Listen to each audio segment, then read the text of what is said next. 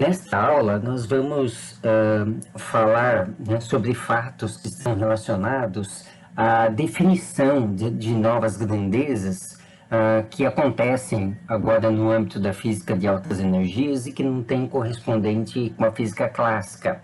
Então, nós vimos anteriormente que algumas novas grandezas tiveram que ser definidas, como estranheza e spin, para explicar a reação, a ocorrência ou não de reações entre objetos quânticos.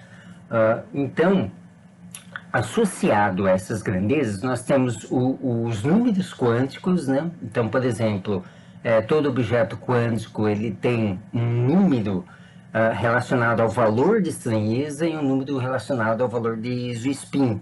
E da mesma forma, números relacionados ao valor de spin, de energia, de momento angular orbital. Então, cada uma das grandezas relacionadas tem a elas associada um número quântico. E também a ela associado está uma coisa que nós chamamos de operador quântico, né? Um operador dentro do formalismo da mecânica quântica, que é uma operação, digamos assim, matemática, que pode ser expressa, por exemplo, por matrizes, que opera sobre a função de onda. Então, para cada grandeza diferente definida, aquelas que nós já mencionamos e aquelas que vamos mencionar em outras aulas, está associado a um operador que atua na função de onda e também a um número quântico. E cada um deles está associado a uma grandeza física diferente, né? Mesmo que essas grandezas físicas sejam tão abstratas, aqui no escopo da física de altas energias, que nós não conseguimos encontrar uma correspondência clássica para elas, né? Bom, isso tudo que eu vou falar está relacionado com, digamos assim, um argumento bastante importante dentro da física, que é a simetria, né? Então, nós vamos pensar nas questões de simetria que está relacionado com as questões de conservação, né? Então, boa parte da física ela é expressa em termos de conservação de quantidades. Então, a mais famosa, digamos assim, é a conservação de energia. Então, nós temos um princípio de conservação de energia, traduzido, por exemplo, pela primeira lei da termodinâmica, mas dentro da física de altas energias, nós temos outros tipos de simetria que vão dar ensejo a outras leis, digamos assim, ou regras, né, de conservação de quantidades, né? Bom, então, vamos falar agora, né, para iniciar essa discussão e entendermos o que significa o título dessa aula, que é simetria CP. Então, nós vamos ver agora duas quantidades, né? Uma delas nós já vimos alguma coisa, que é a paridade, e a outra é a troca de carga, né? O C, né, no caso aí, e vamos ver como que essas grandezas, vamos dizer assim, se traduzem em termos de operações sobre a função de onda e como isso pode nos dar algum argumento explicativo com relação ao comportamento dos objetos quânticos quando eles reagem entre si, quando eles são produzidos, quando eles decaem, etc. Bom, então aqui nós temos um quadro que dá alguns exemplos de grandezas físicas como operadores, né? Então, dentro do formalismo da mecânica quântica, nós temos aqui, por exemplo, o operador hamiltoniano. Esse operador hamiltoniano é a operação matemática que tem que ser feita sobre a função de onda para nos dar o valor de energia de um sistema, né? Então, esse aqui é o valor, né? Muitas vezes chamado de alto valor, do operador H. Então, o correspondente em termos de operador da energia é o hamiltoniano, e o E aqui seria o valor ou o número quântico correspondente ao valor da energia, né, para um dado estado, né? Então, a função de onda ela pode representar diversos estados. Eu tenho uma função de onda para cada estado. Então, ao aplicar o operador hamiltoniano no sistema num dado estado quântico, você tem energia daquele estado, né, e a própria função de onda daquele estado. né? Nós temos também, como vimos anteriormente, lá nos vídeos sobre os átomos, o operador que está relacionado ao módulo do momento angular orbital, né? Seria o quadrado, então L quadrado psi, que tem isso como autovalores, né? Então aqui está a regra de quantização do momento angular orbital. Nós temos também a componente Z do momento angular orbital, né? Que é sempre um número inteiro de H cortado, podendo ser esse número positivo ou negativo, né? Dependendo da orientação da magnetização do material ou do átomo, né? E também o spin, né? Nós temos o módulo do spin, o módulo ao quadrado do spin, que se quantiza da mesma forma que o momento angular orbital, né? Ambos são momentos angulares, só que o número quântico aqui é o S. No caso de elétrons, prótons e nêutrons, esse S só pode assumir o valor de meio, é um número quântico associado ao spin, né? São objetos quânticos de spin meio, mas para bósons, por exemplo, esse S pode ser inteiro. A componente Z do spin, né, que teria esse ms aqui H cortado, o ms no caso de prótons, elétrons e nêutrons pode ser mais meio ou menos meio, né? Então aqui nós estamos falando de operadores que aplicam-se à função de onda, retornando os autovalores ou os números quânticos associados àquela grandeza, né? Eu estou assim, sendo um pouco permissivo na linguagem, né? Aqui, na verdade, nós temos o valor possível de uma medida daquela grandeza física em unidades físicas, né? Então, ms é H cortado. Na verdade, o número quântico é o ms, é só o H cortado que dá a dimensão correta, né? Daquela grandeza física, né? Mas muitas vezes nós nos permitimos a chamar isso aqui tudo de número quântico, mas na verdade o número quântico é o ms. Tá? Bom, e agora nós temos novos operadores que estão associados às novas grandezas, novas quantidades que tiveram que ser definidas com o desenvolvimento da física de altas energias. Então aqui, por exemplo, nós temos a paridade. A paridade também é um operador que se aplica sobre a função de onda e ele retorna o valor mais ou o valor menos, né? Então os autovalores possíveis da paridade é mais um ou menos um, né? Então ele retorna e reproduz a própria função de onda. Então se você tiver um sistema com paridade negativa, ele vai retornar o valor menos um, né? Então fica menos psi aqui. Se for um sistema com paridade positiva, ele retorna mais psi, né?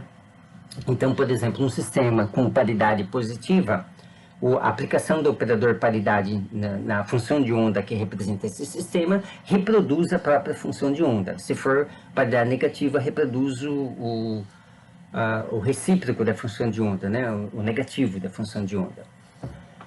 Aqui nós temos o operador isospin, né? Então todas as quantidades são tidas como operador. Existe o operador isospin que, aplicado à função de onda, retorna o valor do isospin, né, vezes a própria função de onda. Aqui tá T aqui, T aqui, às vezes fica meio difícil de entender, mas a lógica é essa, né? Desse lado aqui vai o operador e desse lado aqui vai o valor. Aqui seria a componente 3 do isospin, né? Também seria um operador, e a mesma coisa para estranheza, né? E a mesma coisa, por exemplo, para o número bariônico, ou o B também é usado para beleza, né? Então, também nós vamos ver que os sistemas quânticos em altas energias são caracterizados por um valor de beleza, tá? Bom, mas agora, nessa aula, vamos nos concentrar sobre dois operadores em específico, né? O primeiro deles é a paridade. Então, nós já ouvimos falar de paridade, né? Então, na física nuclear, nas aulas de física nuclear, nós estimamos a paridade de alguns núcleos e tudo mais. É essa quantidade física que nós estamos nos referindo aqui, né? O operador paridade, ou o conceito de paridade, ele foi originalmente atribuído à parte espacial da função de onda, né? Então, se ao você resolver a equação de Schrödinger para algum sistema você obtém as funções de ondas, né? Uma função de onda para cada estado daquele sistema. Então aí você pega, olha essa função. Se essa função for par, o sistema tem paridade positiva. Se a função for ímpar, o sistema tem paridade negativa. Contudo, esse conceito original de paridade, ele tem que ser estendido, porque a equação de Schrödinger, ela só é capaz de verificar as três primeiras componentes da função de onda, só as componentes espaciais. Então, a equação de Schrödinger é como se fosse um olhar de um recorte da função de onda. Ele vai nos ser capaz de nos dizer qual é parte da função de onda. A parte não espacial, a equação de Schrödinger não nos consegue dar, né? Então, por exemplo, a parte spiniônica, a parte relacionada ao spin, não é fruto da equação de Schrödinger. A gente não consegue ver qual que é a parte de spin da função de onda através da equação de Schrödinger. Então, o conceito de paridade tem que ser estendido, né? Então, originalmente foi atribuído à parte espacial da função de onda, mas sabendo que a função de onda ela tem que guardar informações sobre o spin, sobre os spins, sobre a estranheza. Então, você tem uma componente para cada uma dessas grandezas. Então, é uma função multidimensional que não pode ser expressa como uma função matemática, na verdade, né? O formalismo de matrizes é muito mais adequado para isso, mas nós temos que fazer uma reformulação do conceito e estender isso, né? Então, veja bem que aí nós começamos a ver que a questão dos operadores tem muito a ver com questões de simetria, né? Então, particularmente a paridade, ela nos dá a simetria da função de onda, se ela tem simetria par ou se tem simetria ímpar. Então, isso é muito importante no pensamento que vamos construir agora, né? Bom, cada objeto quântico tem um valor definido de paridade. Digamos assim que não só cada objeto quântico, cada sistema quântico, por exemplo, um sistema ele é um conjunto de objetos quânticos, né? Cada sistema tem um valor definido de paridade. E a paridade pode ser apenas positiva ou negativa, né? Então você não tem, vamos dizer assim, sistemas físicos ou objetos quânticos que não têm um valor definido de paridade. Sempre a paridade ela é definida de alguma forma, né? Então, exemplos de paridade, nós temos que prótons, nêutrons e elétrons têm paridade positiva. Então, isso, na verdade, foi uma convenção inicial. Então, nós precisamos convencionar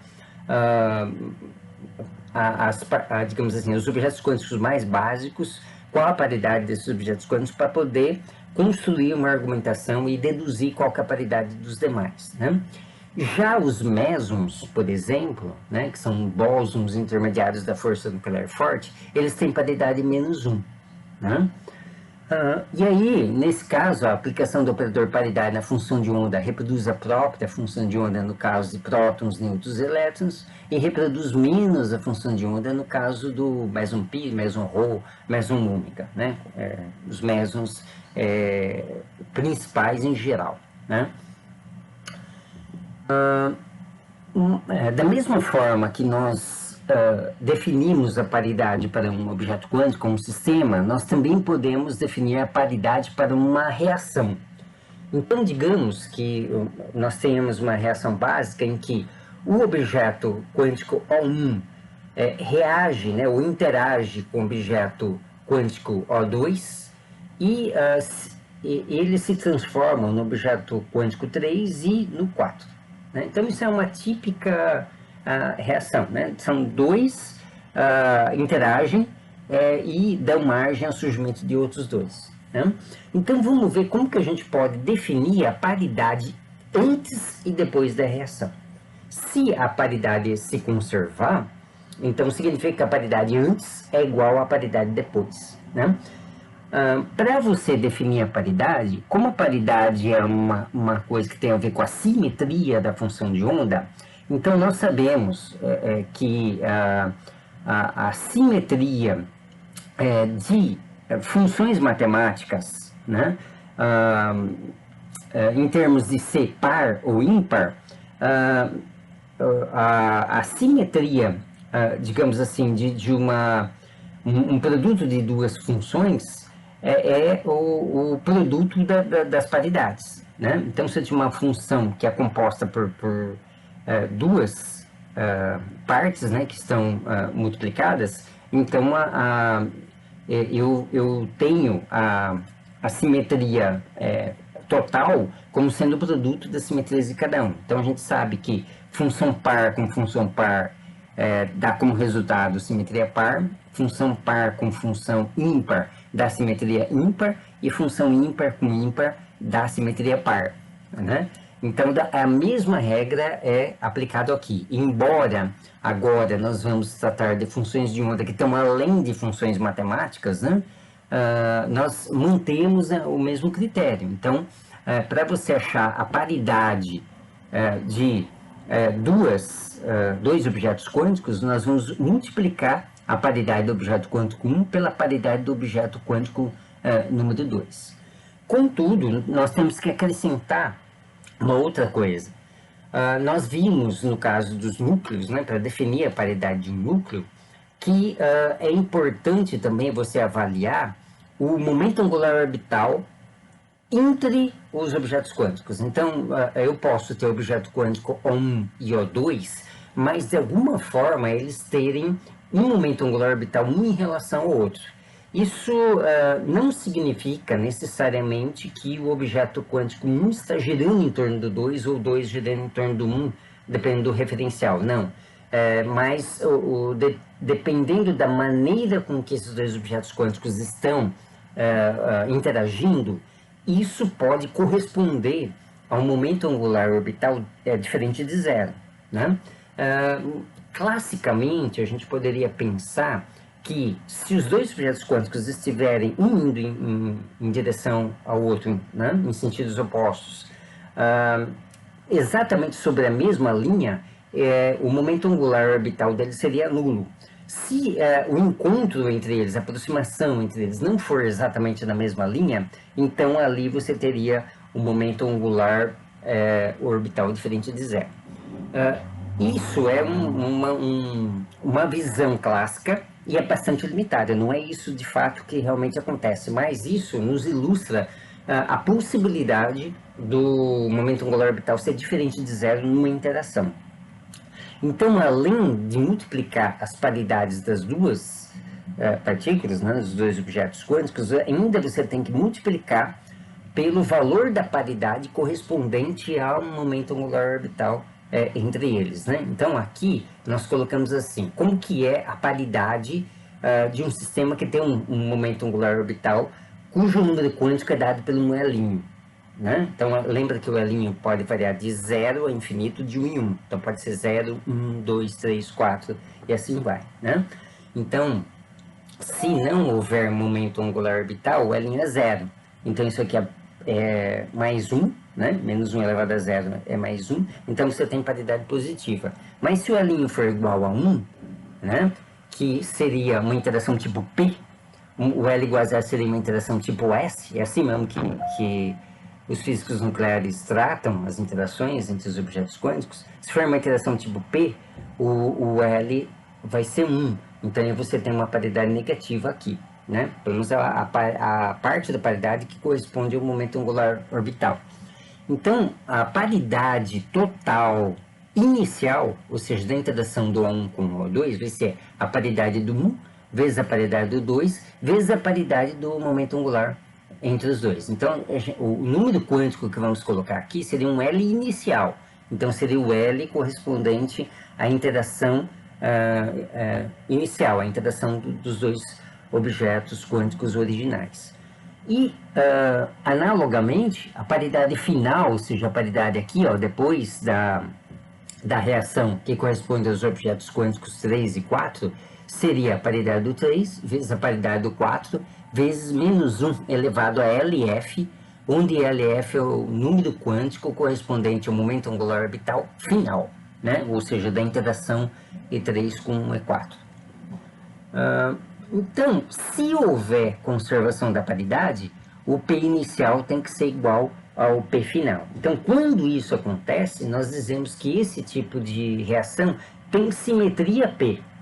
Né? O que seria a simetria? Seria a conservação daquela grandeza física. Né? Então, se houver conservação de paridade nessa reação, então nós temos simetria P. Bom, de acordo com os resultados da física de altas energias, nós temos conservação da paridade quando nós temos uma reação governada pela força nuclear forte. Né? Então, quando a força nuclear forte opera, então a interação entre os objetos quânticos for governado pela força forte, então aí você tem conservação da paridade ou simetria P. Né? Então, um exemplo seria no caso de um meson π mais interagir com um próton. Então, aqui você tem tipicamente uma interação forte. Né? E aqui, o que surge depois disso, esse é apenas um exemplo, né? Pode acontecer outras coisas quando um π mais interage com um próton, mas nesse exemplo, essa interação dá origem a um meson ρ mais e um outro próton. Né? O próton ele pode ser diferente, ele tem outros valores, né, de grandeza, por exemplo, outra energia, outra orientação de spin. Né?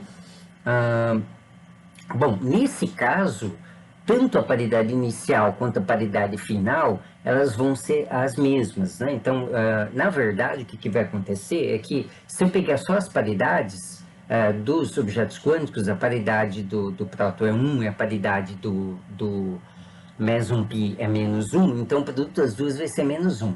Só que é observado experimentalmente que esse tipo de reação acontece com energias relativamente baixas. Né?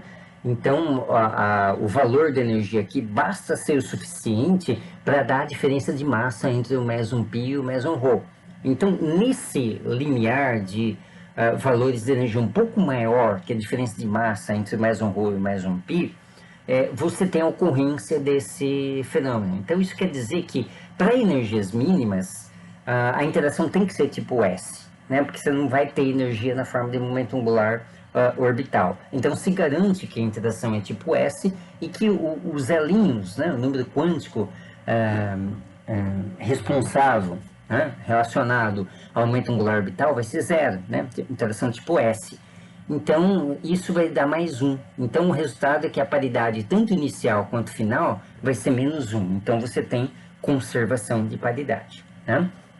Então, a paridade é uma coisa que a gente pode verificar com relação à possibilidade ou não de acontecer uma reação sendo governada pela força nuclear forte. Contudo, no caso da força fraca, o mesmo não acontece. Né? Então, em geral, você não tem a conservação de paridade quando você tem uma reação governada pela força fraca.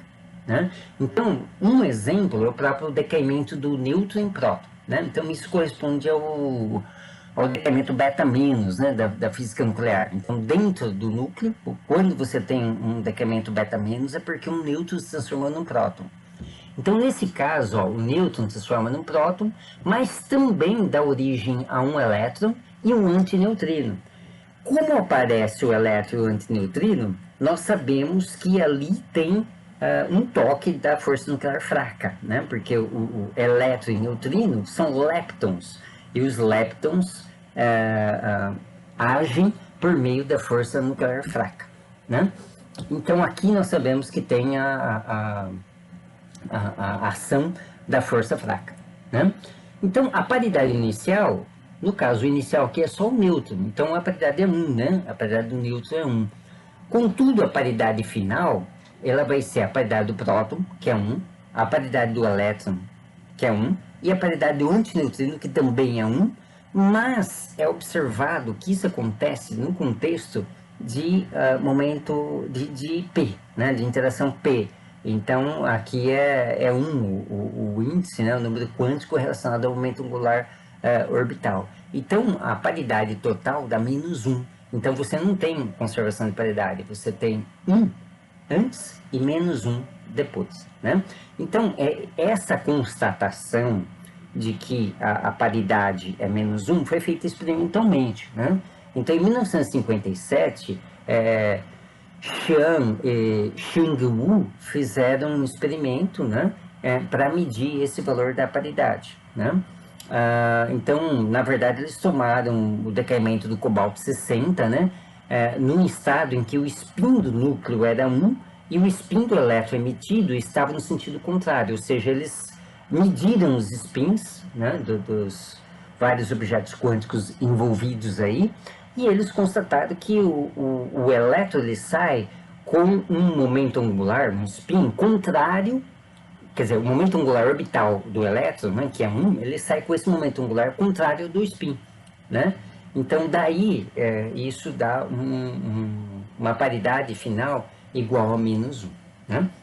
Então, de fato, a partir dessa data, né, a partir da década de 50, já se sabia que a força nuclear fraca não conserva a paridade, né? Então, nós temos, por enquanto, o seguinte quadro, que a força nuclear forte conserva a paridade, força nuclear fraca não conserva a paridade, né? De qualquer forma, isso estabelece regras pelas quais nós podemos definir, por exemplo, se houve uma interação forte ou uma interação fraca numa reação, né? Então, basta você ver se a paridade mudou ou não no todo. Tá? Bom, então, como falamos antes, o operador paridade, né, que quer dizer, a paridade está relacionada a um operador, né, que atuando sobre a função de onda, ela vai ou reproduzir a função de onda, como no caso do próton, ou reproduzir menos a função de onda, no caso do meson π, né? No caso do neutrino, o neutrino também tem paridade negativa, então temos essa regra aqui de aplicação de operador, mas o antineutrino tem paridade positiva, né? Então por isso que lá atrás nós colocamos a paridade do antineutrino como sendo mais 1. Bom, agora vamos ver outro operador, né? Então outra grandeza física, que é chamada ou mudança de carga ou conjugação de carga, o que seria mais correto e mais comum, né? Então, não é o operador carga. Esse operador não vai nos dizer qual é a carga do sistema, né? Ele vai nos dizer, ele vai ser alguma coisa que atua na função de onda, fazendo com que mude a carga, né? Ou seja, ele vai nos dizer se o objeto quântico com carga positiva, por exemplo, tem um outro objeto quântico de mesma natureza com carga negativa, né? Então, as regras para esse operador conjugação de carga vão ser as seguintes. Se ele atuar sobre a função de onda de um objeto quântico com carga nula, carga elétrica, nós estamos falando, carga nula, ele não muda a função de onda, ainda continua a função de onda do mesmo objeto quântico. Porém, se o operador conjugação de carga atuar sobre a função de onda de um objeto quântico de carga positiva, ele muda, né? Ele reproduz a função de onda do correspondente de carga negativa, né? Então, e é recíproco. Se ele atuar num objeto quântico de carga positiva, ele vai para a função de onda da carga negativa. E se atuar num objeto quântico de carga negativa, ele reproduz a função de onda do positivo correspondente, né? Então, esse é o modus operandi desse esse operador. Ele foi definido dessa forma, né? Bom, então aí o que nós temos, né? O que foi observado é que mesmo levando em conta que na força nuclear fraca você não tem conservação da paridade, você tem a conservação também na força fraca se você aplicar simultaneamente os operadores P e C, né? Isso a gente chama de conservação CP.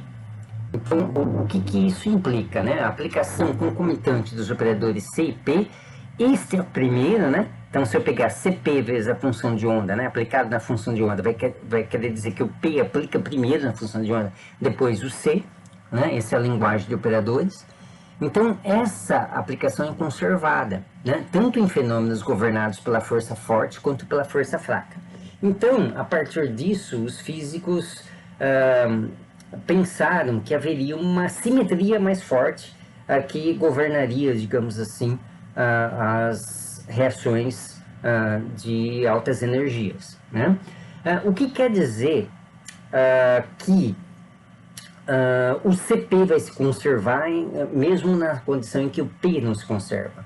Porque nós vimos que na força nuclear forte o P não se conserva por causa da orientação dos spins, mas quando isso acontece, dá ensejo ao surgimento de uma antipartícula, né?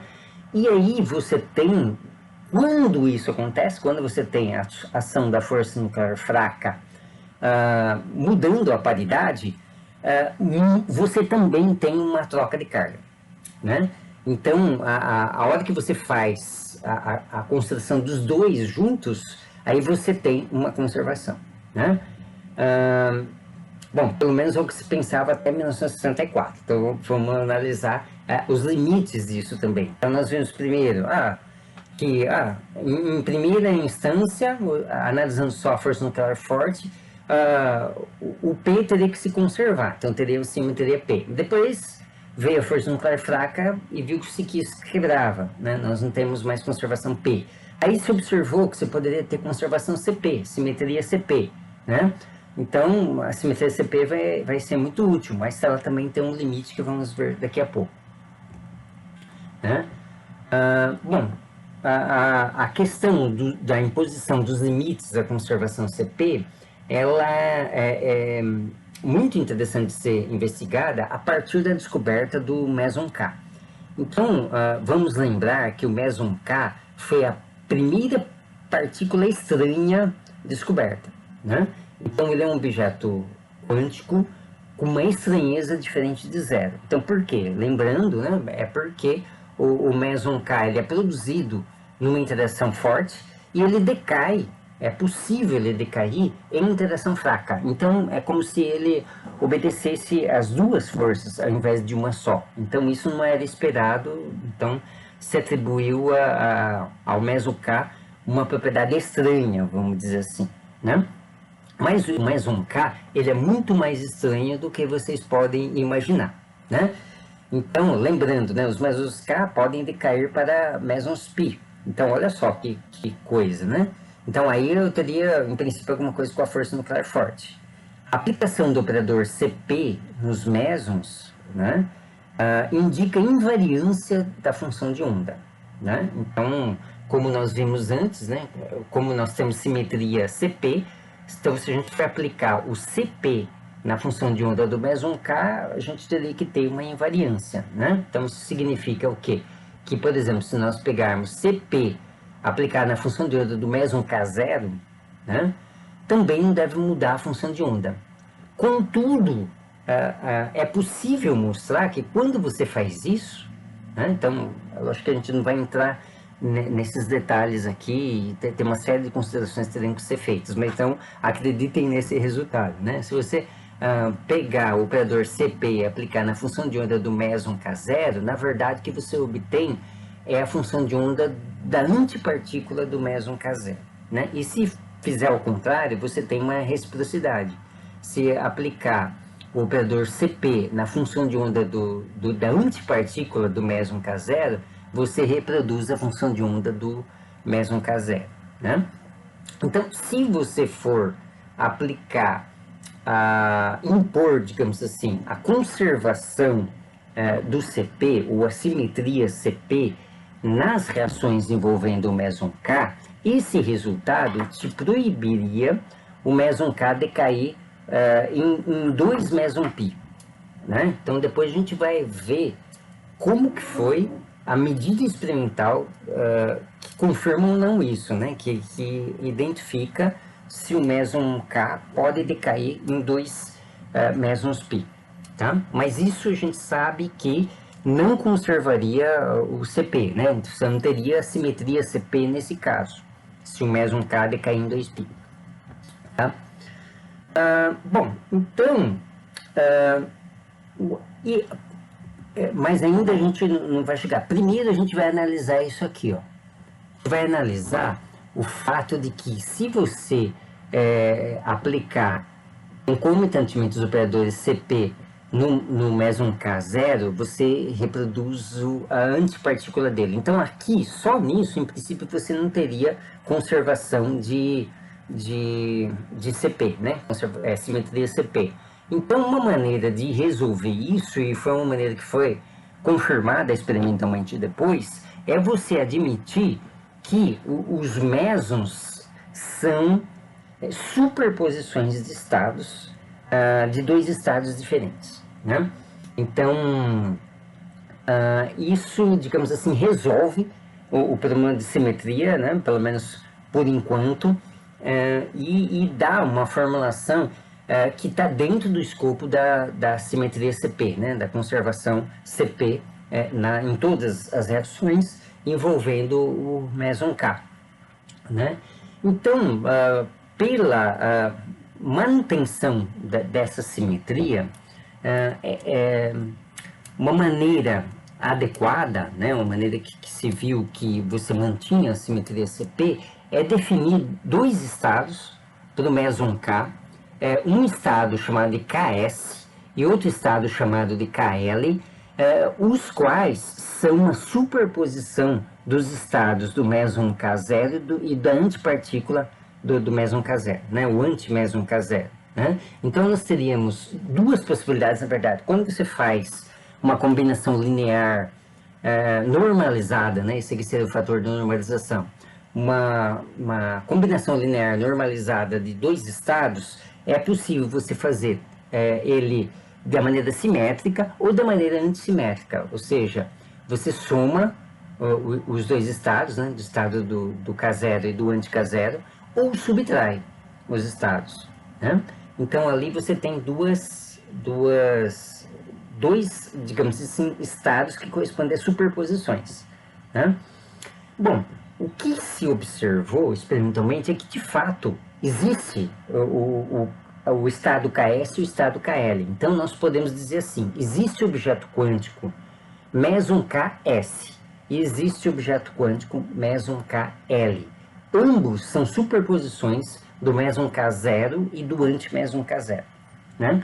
Acontece que esse primeiro estado, essa primeira maneira do meson K se apresentar, né, tem uma meia-vida, ou seja, o quanto tempo que ele leva para decair, da ordem de 10 menos 10 de segundos. Isso é medida experimental. E o outro estado, né, o KL, ele tem uma meia-vida muito mais longa, 10 a menos 8 segundos. Quer dizer, um é 100 vezes maior que o outro, quase, né? Mais de 100 vezes. Então, foi chamado esse estado de short e esse estado de long, né? Então você tem o rápido, né? O estado que dá o decaimento rápido e o estado mais estável, que dá um decaimento mais longo, né? Então essa diferença de meias-vidas dos dois estados é muito importante, e ele serviu para a gente entender algumas coisas dentro da física de altas energias, que tem implicações inclusive com a origem do universo, né? E como que o universo se conformou a partir do Big Bang, né? Bom, veja bem que aqui nós estamos falando de um objeto quântico que é uma superposição de estados, né? Então isso é importante frisar, que ela descarta, e como isso vamos dizer assim, verificado experimentalmente, daqui a pouco nós vamos falar de alguns experimentos que atestam essa superposição de estados, isso descarta a possibilidade de que na alegoria do gato de Schrödinger, antes de abrir a caixa, você tenha o gato ou no estado vivo ou no estado morto. Na verdade, o gato, legitimamente, dentro dos resultados experimentais que a mecânica quântica nos traz, você deve considerar o gato vivo e morto ao mesmo tempo.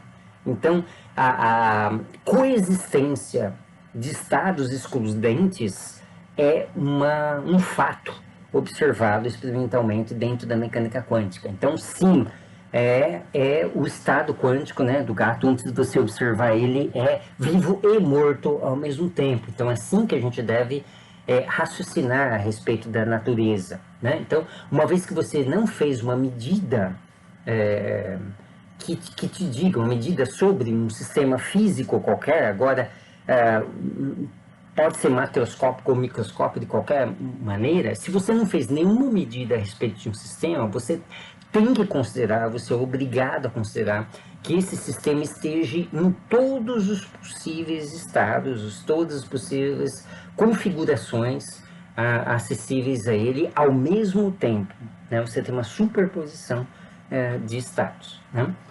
Então, se a gente conseguir raciocinar dessa maneira, dentro dessa lógica, que é uma lógica muito diferente da lógica aristotélica, então nós vamos ter melhores condições de entender o mundo microscópico, o mundo de altas energias, né? E, ou seja, de modo geral, aqueles fenômenos em que a quântica é uma componente considerável, né? Então nós temos, voltando aqui, nós temos esse fato, né? Nós podemos ter o meson em duas composições, né? Duas superposições possíveis, né? De estados puros, vamos dizer assim, né? E você pode ter o recíproco também, né? Você pode ver o meson K0 como uma superposição do Ks e o Kl. E o anti-K0 também como uma superposição de Ks e Kl, né? Matematicamente eu posso rearranjar, né, essa expressão e renormalizar ela de tal forma que você poderia obter uma expressão da função de onda para o meson K0 em função do Ks e do Kl, e o do anti-K0 também como uma função do Ks e do Kl, né? Então, ou seja, os mesons, né, em poucas palavras, os mesons são misturas. Eles não têm, digamos assim, tem até possibilidade de algumas circunstâncias de se apresentarem de forma pura, mas em geral eles são superposições de estados, né? Bom, vamos ver alguma coisa sobre a dinâmica dos mesons K. Os mesons K0, né, ou anti-K0, pode ser criado pela força forte, mantendo a simetria CP. Contudo, o K0 não poderia decair em π, emitindo um π. E isso é observado experimentalmente, e isso acontece com maior probabilidade, né? Então, o meson K0 vai decair. Qual que é a maior probabilidade, né? Qual que é o tipo de decaimento mais provável? É decair em um meson π, né? Contudo, né, agora nós sabemos que o meson K0 existe como uma mistura de estados Ks e Kl, né? Contudo, a meia-vida do Ks é mais curta. Então, o que significa? Rapidamente, num tempo da ordem de 10 a menos 10 de segundos, né, a componente Ks desaparece, né? Então o K0 se transforma em Kl, né? E é o Kl que decai pela força fraca, sem violar a simetria CP.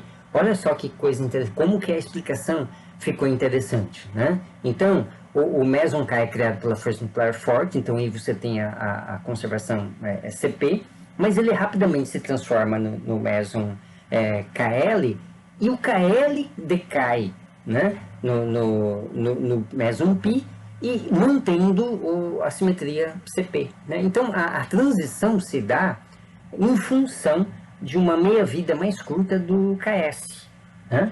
Então, é como se agora nós tivéssemos olhado a reação com uma lupa mais potente, então estamos vendo assim uma transição que acontece muito rapidamente ali no meio, né?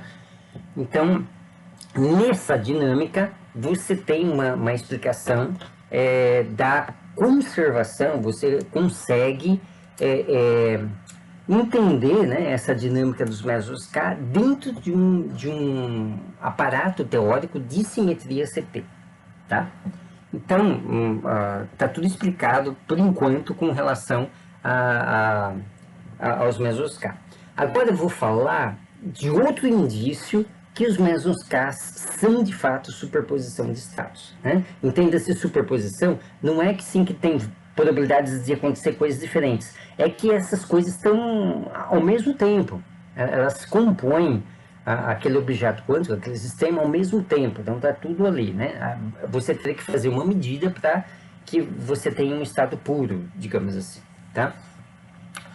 Bom, uma prova consistente de que os mesons são produzidos numa mistura de estados é sua interação com a matéria. A interação da matéria dos mesons K vai nos mostrar que eles estão numa superposição de estados. Então, se você pegar um feixe de mesons e fazer... pega um meson, faça com que ele passe através de uma distância no vácuo, mais grande o suficiente para que a componente KS vá embora, ela decaia toda. Então, depois que o meson passou por essa distância, você garante que ali no final vai ter só KL. Ele vai estar no estado KL. Você tem mesons KL ali, né? Mas o meson KL é formado, né, de uma superposição de mesons K0 e anti-K0, né? E aí você faz esse meson KL interagir com a matéria. Aí o que acontece? Nós sabemos que as antipartículas interagem muito mais forte com a matéria do que as partículas. Então, o anti-K0 vai interagir muito mais forte com a matéria do que o K0. Então, o que acontece? Depois de passar por uma distância curta dentro da matéria, qualquer que seja o material, o meson K0, como interage, o anti-K0, como interage fortemente, ele vai desaparecer e vai restar apenas o K0. Ou seja, se entrar de um lado de um material KL, vai sair do outro lado só K0, né? Um feixe puro de K0. E isso é observado experimentalmente. Você pode medir o spin, pode medir a paridade, né, do feixe, e você verifica experimentalmente que isso acontece. Então, isso também é uma prova cabal de que o meson K se apresenta usualmente, normalmente, numa superposição de estados. E isso mostra que a superposição de estados não é meramente uma consideração estatística, né, da forma com que a estatística clássica faz. Não. Né? É, de fato, uma coexistência de coisas diferentes dentro da mesma coisa. Bom, então, até 1964 estava tudo bem, né? Então a gente descobriu os mecanismos que faziam com que a dinâmica dos mesons K obedecesse a simetria CP. Então, isso, voltando, né, recapitulando, explica. A simetria CP explica por que o meson K decai em meson π. Então, isso mantém a simetria CP. Só não podia o meson K decair em 2 meson π, né? Isso é possível pelo princípio de exclusão, porque basta você aumentar a energia do meson K para você poder formar quantos mesons πs você quiser, porque o meson π é um bóson, não tem limite da quantidade de bósons produzidos numa reação, né? Mas isso desobedece a simetria CP, né? Então, em 1964, o Cronin e Fitch, para botar à prova mesmo a robustez da simetria CP, montaram um aparato experimental que poderia detectar se os mesons K podem decair em 2 mesons π ou não. Então, eles fizeram um aparato experimental especificamente para identificar a ocorrência do decaimento do meson K em 2 mesons π, né? E eles acharam, eles conseguiram observar o decaimento do meson K em 2 meson π, né? Isso com uma probabilidade de 0,3%. Então, isso quer dizer que o meson K, em 0,3% dos seus decaimentos, quebra a simetria CP, você não tem desobedece a simetria CP, você não tem a simetria CP em 0,3% dos casos, né? E o Cronin e Fitch ganharam, em função disso, o Prêmio Nobel de 1980, né? Então, em 1980, quando já se sabia que o resultado era estabelecido, outros repetiram e tudo mais, né? Então, isso deu margem a eles ganharem o Prêmio Nobel. Agora vamos ver por que esse prêmio Nobel, por que esse resultado é tão importante, né? Então, primeiro, aqui está o aparato experimental, né? Então você faz o meson K0 passar aqui para um colimador, mas aqui dentro desse colimador você tem vácuo, então você sabe que depois de trafegar nessa distância, você vai ter só o KL, e eles vão verificar se o KL pode decair em 2 mesons π. Agora, um único KL decaindo em 2 mesons π, a gente tem que impor a conservação da quantidade de movimento. Então isso significa que um meson π vai sair para cima e outro meson π vai sair para baixo. Então eles colocaram sensores em posições estratégicas de forma a estarem focados, né, ter o foco ali, a orientação deles aqui numa determinada região onde eles sabiam que poderia haver um decaimento do meson K. Você nunca sabe se o meson K vai decair aqui, aqui, aqui, aqui, mas se você tiver muitos mesons K, alguns vão decair aqui, bem no foco, né? E aqueles decaimentos que ocorressem aqui, não se sabia se podia ou não ainda, né? Iriam, né? Emitir, né? Digamos assim, um meson π para cá e outro meson π para cá, em posições correspondentes à conservação da quantidade de movimento. Então eles fizeram isso, aí você tem que colocar aqui um aparato eletrônico de coincidência, ou seja, se isso acontecer, os 2 mesons π vão passar ao mesmo tempo, quer dizer, se eles vieram do mesmo decaimento, né, do mesmo objeto quântico, do mesmo KL, né, eles vão passar aqui ao mesmo tempo, né, se o vácuo for bom nos 2 lados, né, então você tem um dispositivo de coincidência que vão dizer, esses 2 mesons π saíram do mesmo decaimento, né, e eles observaram isso em 0,3% dos decaimentos, né? Bom, por que isso é importante? Quando nós estabelecemos que os mesons K, eles são uma superposição de meson K0 com anti-meson K0, nós estamos nos referindo a um balanço de matéria e antimatéria. Então, os mesons K, eles, por exemplo, depois de um certo tempo, eles são um balanço entre matéria e antimatéria. Você tem matéria e antimatéria ali junto, num estado de superposição, né?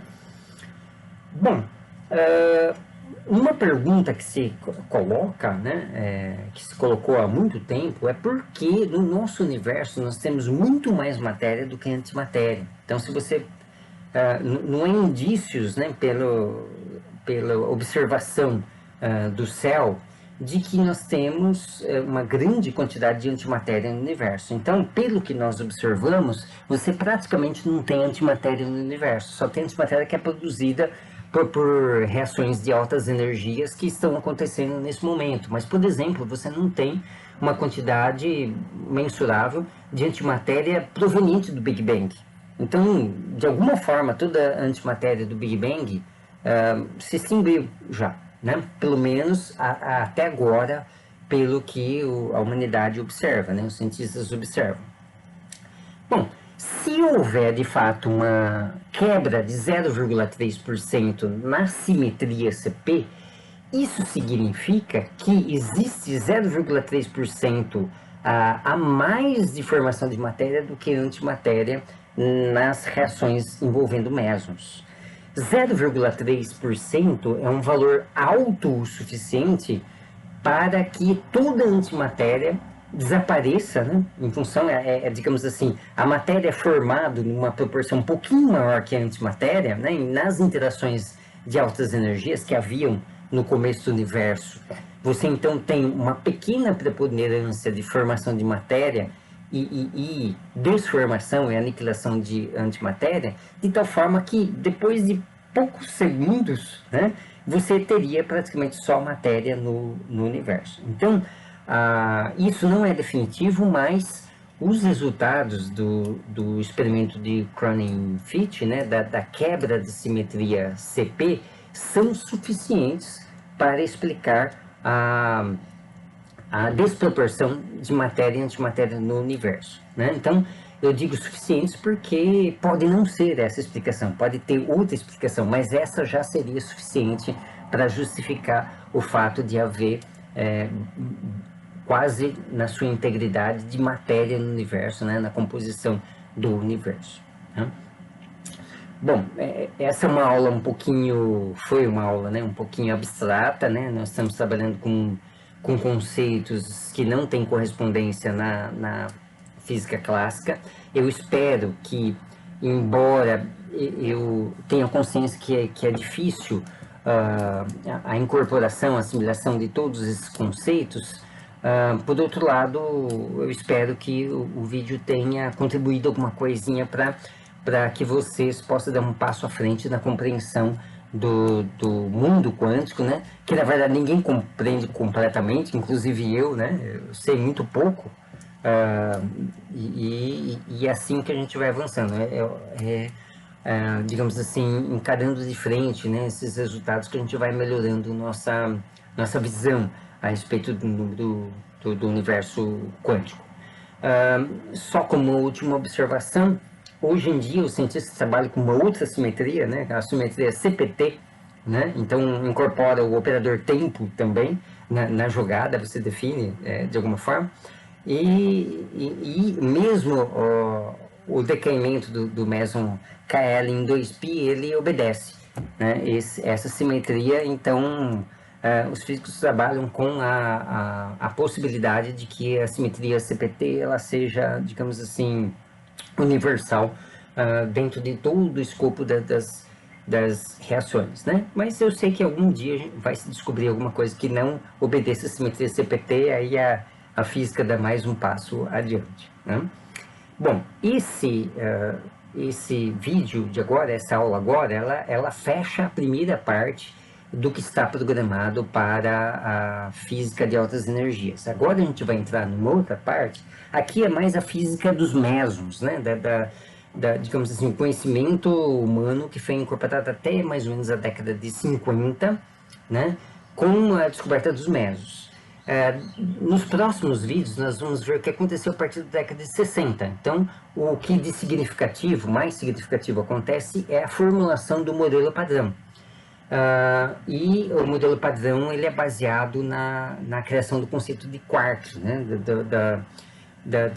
Digamos assim, entre aspas, a descoberta dos quarks. Na verdade é uma descoberta teórica, né? Descoberta dos quarks, que vai nos fazer visualizar o escopo de todos os objetos quânticos de maneira muito mais sintética, né?